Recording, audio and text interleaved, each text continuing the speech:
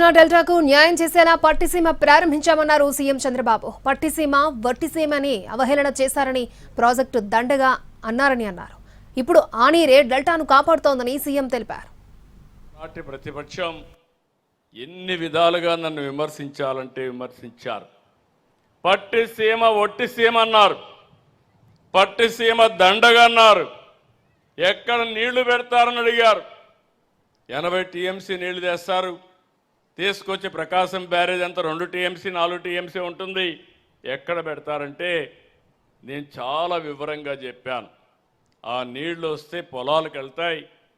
ప్రతిరోజు ఒక 14-15 వేల టీఎంసీ నీళ్లు కావాలి. అక్కడ నేను తెచ్చేది 8 టీఎంసీ నీళ్లు తెస్తామంటే ససేమిరా వద్దంటే వద్దు, చేయకూడదు, మీకు పేరు రాకూడదని అడ్డం పడే పరిస్థితికి వచ్చారు. నేను ఆ రోజు భయపడి ఉంటే ఈ 10 సంవత్సరాలు కృష్ణా డెల్టా ఏమయ్యేదో మీరు ఒక్కసారి ఆలోచించమని మిమ్మల్ని అందరినీ కోరుతున్నాను. ఆనాటి